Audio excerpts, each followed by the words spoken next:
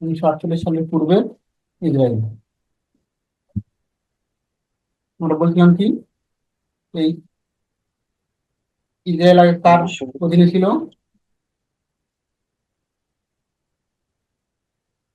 তো প্রথম বিশ্বযুদ্ধের পর ব্রিটেনের অধীনে চলে যায়, আর আগে আচ্ছা, প্রথম ছিল অটোমান অটোমান। সাম্রাজ্যের অধীনে, হ্যাঁ, অটোমান বা অটোমান। আর প্রথম বিশ্বযুদ্ধের পর, প্রথম বিশ্বযুদ্ধ, এটা কার অধীনে গেল তখন? ব্রিটেন। ব্রিটেন। তাহলে ইসরায়েল প্রথমে ছিল অটোমান সাম্রাজ্যের অধীনে, প্রথম বিশ্বযুদ্ধের পর এটা ছিল হচ্ছে ব্রিটেনের অধীনে। ইসরায়েল তো না, ভুল দেখলাম, হ্যাঁ, ফিলিস্তিন। ফিলিস্তিন ভূখণ্ডটা, ফিলিস্তিন ভূখণ্ডটা প্রথমে ছিল অটোমান সাম্রাজ্যের অধীনে, পরে গেল হচ্ছে ব্রিটেনের অধীনে।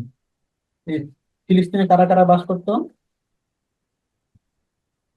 আরবরা পাশ্চাত্য ছিল আরবি সংখ্যাগরিষ্ঠ, আরবরা ছিল আরবি সংখ্যাগরিষ্ঠ, আর ইস্যু দিয়েছে সংখ্যালঘু।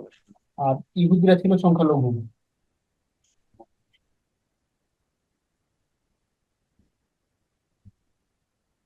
তাহলে 48 সালের পূর্বে ফিলিস্তিনে আরবরা বাস করতো, এরা ছিল সংখ্যাগরিষ্ঠ, ইহুদিরা ছিল সংখ্যালঘু।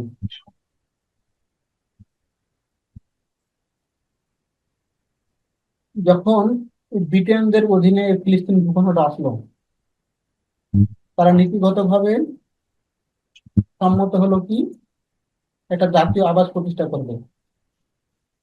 নীতিগত সম্মত কি হলো, জাতীয় আবাস প্রতিষ্ঠা করবে, তাই তো? তারা নীতিগত ভাবে সম্মত হলো একটা জাতীয় আবাস প্রতিষ্ঠা করবে, কাদের জন্য? ইহুদিদের জন্য। ইহুদিদের জন্য একটা জাতীয় আবাস প্রতিষ্ঠা করবে। এই যে নীতিগত ভাবে সম্মত হলো, এটাকে, এই ঘোষণাটা অন্য একটা নাম আছে, সেটা হচ্ছে বেলফোর ঘোষণা। এর নাম হচ্ছে বেলফোর ঘোষণা। তাহলে ব্রিটেন নীতিগত ভাবে সিদ্ধান্ত আসলো বা সম্মত হলো, তারা ফিলিস্তিন ভূখণ্ডে ইহুদিদের জন্য একটা জাতীয় আবাস প্রতিষ্ঠা করবে। আর এই নীতিগত সিদ্ধান্তের নামটা ছিল কি? বেলফোর ঘোষণা। খুব ইম্পর্টেন্ট প্রশ্ন, হ্যাঁ। বেলফোর ঘোষণা, বেলফোর ঘোষণা কিসের সাথে জড়িত? উত্তর কি দিবা? ঘোষণার গুরুত্ব হ্যাঁ, তোমাকে যদি বলি বেলফোর ঘোষণা কিসের সাথে জড়িত? ইহুদি রাষ্ট্র প্রতিষ্ঠা। ইহুদি রাষ্ট্র প্রতিষ্ঠা করেন।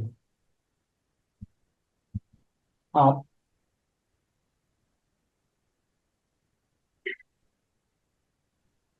এই ঘটনাটা ঘটছিল হচ্ছে 1917 সালে। ঘটনাটা ঘটছিল 1917 সালে 2 নভেম্বর। 1917 সালে 2 নভেম্বর ব্রিটিশ পররাষ্ট্রমন্ত্রী, ব্রিটিশ পররাষ্ট্রমন্ত্রী, ব্রিটিশ পররাষ্ট্রমন্ত্রীর নাম ছিল হচ্ছে Lord Arthur Balfour. Lord Arthur Balfour, এর নাম অনুসারে কিন্তু বেলফোর ঘোষণা হয়েছিল। তাহলে 1917 সালের 2 নভেম্বর ব্রিটিশ পররাষ্ট্রমন্ত্রী লর্ড আর্থার বেলফোর একটা চিঠি পাঠিয়েছিল। চিঠি পাঠিয়েছিল হচ্ছে ওই যে ইহুদিদের নেতা, ওকে বলা হয় জায়নবাদী। জায়নবাদী মানে ইহুদি জাতীয়তাবাদ আর কি, লেখা রাখো জায়নবাদী। জায়নবাদী নেতা, জায়নবাদী নেতার নাম ছিল হচ্ছে ব্যারন রথস্টাইল্ড। ব্যারন রথস্টাইল্ড। তাই হুম। তাহলে ব্রিটিশ পররাষ্ট্রমন্ত্রীর নাম কি? Lord Arthur Lord Arthur Balfour. কাকে চিঠি পাঠালো? বেরন জায়নবাদী। জায়নবাদীর এখানে জায়নবাদী এর অর্থ হচ্ছে ইহুদি জাতীয়তাবাদ। ইহুদি জাতীয়তাবাদ, ইহুদি জাতীয়তাবাদ বা উগ্র ইহুদিবাদ, অথবা লিখতে পারি উগ্র ইহুদিবাদ, উগ্র ইহুদিবাদ। লর্ড আর্থার বেলফোর জায়নবাদী নেতা। জায়নবাদী অর্থ হচ্ছে ইহুদি জাতীয়তাবাদ বা উগ্র ইহুদিবাদ। ব্যারন রথচাইল্ডকে একটা চিঠি পাঠালো। এই চিঠি পাঠানোর মানে হচ্ছে তারা ইহুদি জাতীয়তাবাদকে স্বীকৃতি দিল। চিঠি পাঠানোর মানে হচ্ছে তারা ইহুদি জাতীয়তাবাদকে স্বীকৃতি দিল, অর্থাৎ ফিলিস্তিন ভূখণ্ডে তারা ইহুদিদের জন্য জাতীয় আবাস প্রতিষ্ঠার ব্যাপারে সম্মত হলো। আর যেহেতু চিঠিটা পাঠিয়ে লোকে,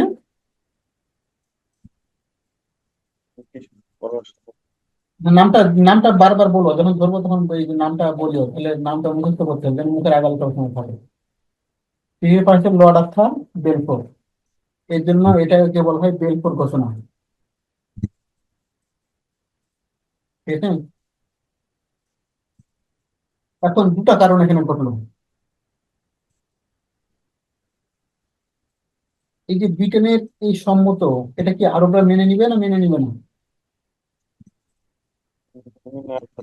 মেনে নেওয়ার কথা না, মেনেও নেয়নি। তখন ব্রিটেনরা আর অজুহাতে বলছিল যে এই ভূখণ্ডে ফিলিস্তিনিদের অর্থাৎ আরববাসীদের অধিকার এমনিতেই সুরক্ষিত অবস্থায় আছে, তাদের অধিকার এমনিতেই সুরক্ষিত। এক পরবর্তী যে ঘটনাটা ঘটলো,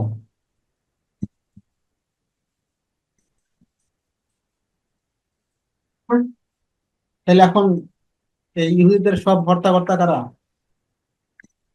ব্রিটেন না?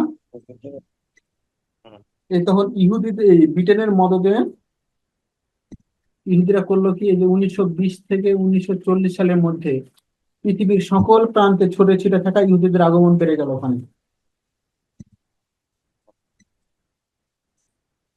আর দ্বিতীয় বিশ্বযুদ্ধের সময়কালটা কত বলতো?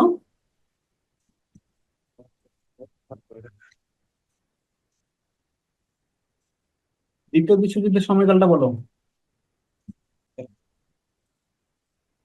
আচ্ছা, এই 39 থেকে এই 45, এই দ্বিতীয় বিশ্বযুদ্ধে একটা ইহুদি নিধন চলছিল হিটলারের দ্বারা। এই হিটলারের এই ইহুদি নিধন, এটা একটা নাম আছে, আক্ষরিক নাম আছে, বলতে পারবা নামটা কি? হলোকাস্ট। হলোকাস্ট। হলোকাস্ট এখানে লেখা রাখো ইহুদি নিধন। ইহুদি নিধন।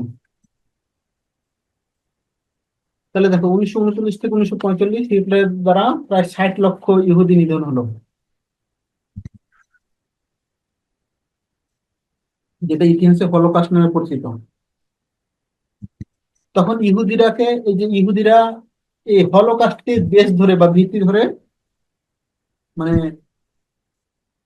তাদের জন্য একটা স্বাধীন ভূখণ্ড প্রতিষ্ঠার জন্য যৌক্তিকতা তুলে ধরলো।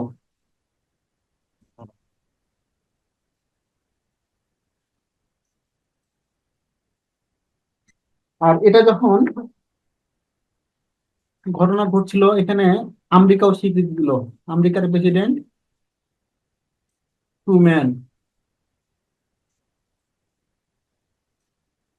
ইহুদিরা স্বাধীন ইসরায়েল রাষ্ট্র প্রতিষ্ঠার ঘোষণা দিল। আর এটাতে সম্মত দিল কেটা?